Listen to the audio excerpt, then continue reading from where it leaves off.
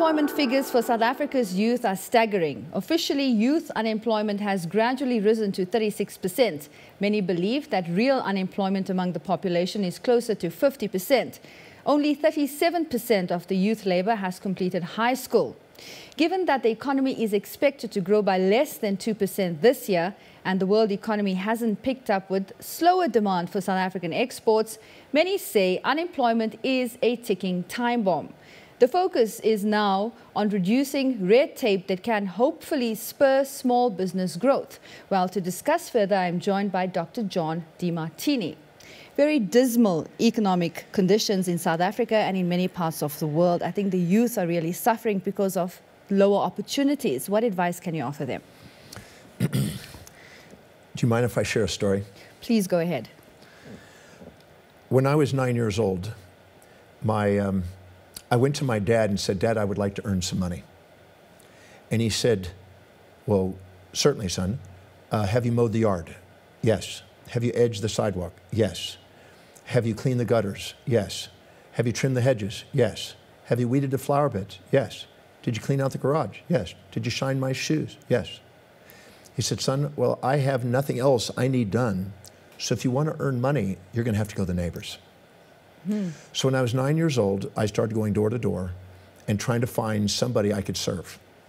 And sometimes people would say, no, thank you. I have nothing to be done. And they would think I was odd for going and asking. But I would eventually come to a neighbor that said, well, what do you have to offer? And they would give me an opportunity. So I started weeding flower beds. I started looking for things I could do. I'd look for where I could do a service. I went out of my way to find a service I could provide. I didn't wait for opportunity to come to me. I didn't feel that somebody owed it to me. I went out to try to find a way of serving people. I slowly but surely started getting jobs. I then went and got my dad's equipment, and I started mowing yards and edging and things of this nature. And all of a sudden, I started earning income. I had to figure out what to charge for it. My dad saw me with a baseball and a glove and buying these things. He said, "Where did you get all that?" I said, "I worked." He said, "What did you do?" And I said, "I went to the neighbors and started offering service." "What service did you do?" I told him. "What equipment did you use?" I told him with the stuff in the garage. He said, "Son, I have to educate you about business.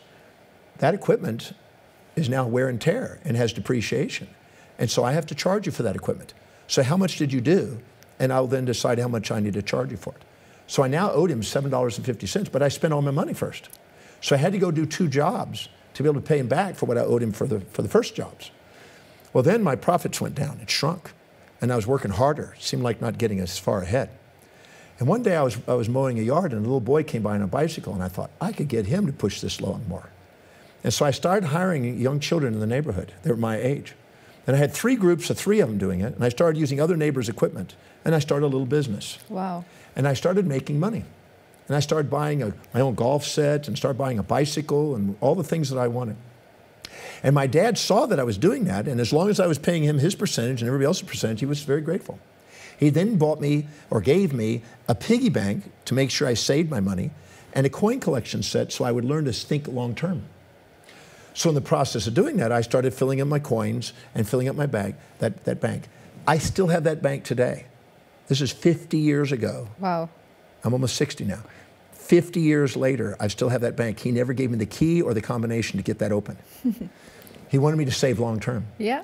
Then he said, now I want to give you the next step of business leadership. He says, I'm going to start charging you for rent, clothing, and food. When I was 9.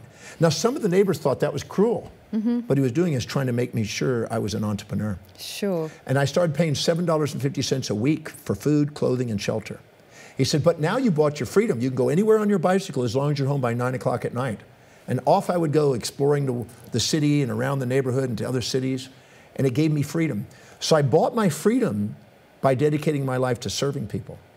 And the more I was willing to serve and learn how to communicate the value I had to offer and fill out a way of serving, sometimes it was cleaning garages, sometimes it was carrying stuff, sometimes it was doing hedges, sometimes it was killing wasps with spray cans.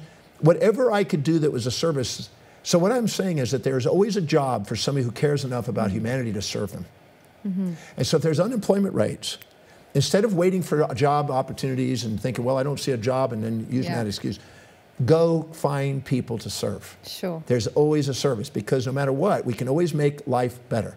And as long as we can go out of our way to find a way of serving people, we can reduce the unemployment. Don't wait for the world on the outside to dictate that. It's wise for you on the inside to go and do it. And at first, you may not have proven yourself on what you're worthy. So be willing to prove yourself and do the service before you get the reward.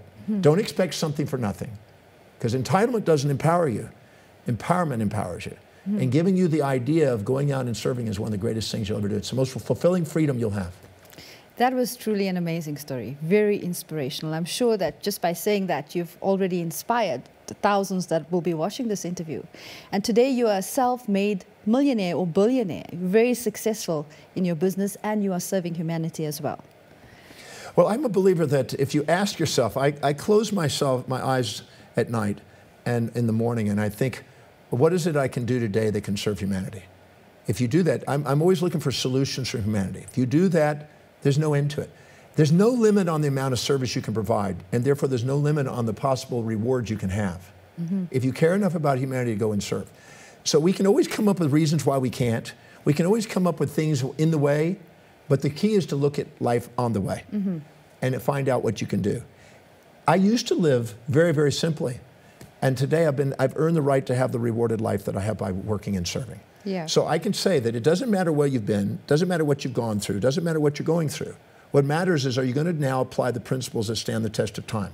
And if you can do it, there's always somebody that came from real poverty and went out and did something extraordinary and became wealthy. There's always a story. And if there's one person can do it, there's many people can do it.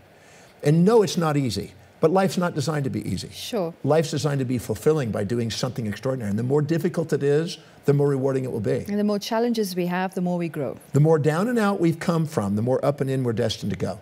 So I always say, instead of being a victim of your history, be a master of your destiny. Decide what you can do, find a service. Because I've had people come to me and said, I can't find a job. Yeah. I said, create one. The very reason why it's not an employment around you may be the very catalyst for you to become the entrepreneur. Exactly. When there's a downside, whenever there's big companies that grow and then they have recessions and downturns, whenever there's a laying off of people, that is actually a birth of entrepreneurship. That is not a bad thing, that's a gift, if you come from the right perspective. Because never what happens to you, it's your perception. Sure. If you perceive things as on the way and you see things as opportunity, challenges become great tools. So I always say, look right inside you and find out your own value is waiting for you to emerge. Find out what you can do that can be of service to people and get out there and serve. Yeah. Let me ask you this. How would you define entrepreneurship? Because everybody has a different understanding of entrepreneurship. Some people feel that if you don't employ people, you're not an entrepreneur. Well, an entrepreneur is somebody who cares about humanity to get up off their butt and serve. And then figure out the trials through trial and tribulation or mentorship, how to go and enroll people. Because whatever you're doing to serve, there will be priorities of what you do. It's wiser to always list everything that you do in a day, prioritize it according to productivity, potential cost that you could delegate it to somebody, and meaningfulness and time spent. And find out what are the highest priority things that serve the most amount of people, that give you the greatest reward, and stick to those, and hire other people, do the things that are next in line, and give them job opportunities. If all of a sudden you go out and build an entrepreneurship, you give people other permission to create jobs, it's a chain reaction. So what you can employ, I just wonder how many people you could employ if you set your mind to go in and do it, to create a goal. And if they go out and build an entrepreneurship inside your business, you build entrepreneurship training systems. And you build now an opportunity that they have jobs in the future. So you want to catalyze as many jobs as you can. When I was asked one time to speak in my profession, I was asked and honored in speaking in my profession to thousands of doctors. They asked me, what do you think is the key to success? And I said, when you know that you've catalyzed other people to take your reins and go on and do something more with it, it's not just how much money you made, that's one measurement, but it's how many people were inspired to do what you do. So if we go out and become an entrepreneur and inspire to do it, I just wonder how many people we could inspire to do the same. And we can change South Africa from that perspective. That's amazing, yeah, truly amazing. Did you ever see yourself as being not employable? Because you started out as an entrepreneur at the tender age of 9. Well, I'm sure that really influenced you dramatically. Some age 9, when my dad did that, I've always known I've got that as a backup. I've always do it. I mean, I've had many jobs along the way, many different things, living at the beach and surfing and many things in my journey.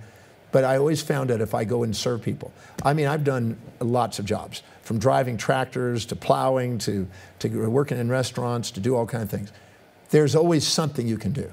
Find where your skills are, find your services, and go give them to people. That's a brilliant message. Thank you so much for your time. For me, it's been a huge privilege to have you here on a one-on-one basis and to share your wisdom with thousands of other people out there. I am truly blessed. Thank you so much, Dr. Demartini.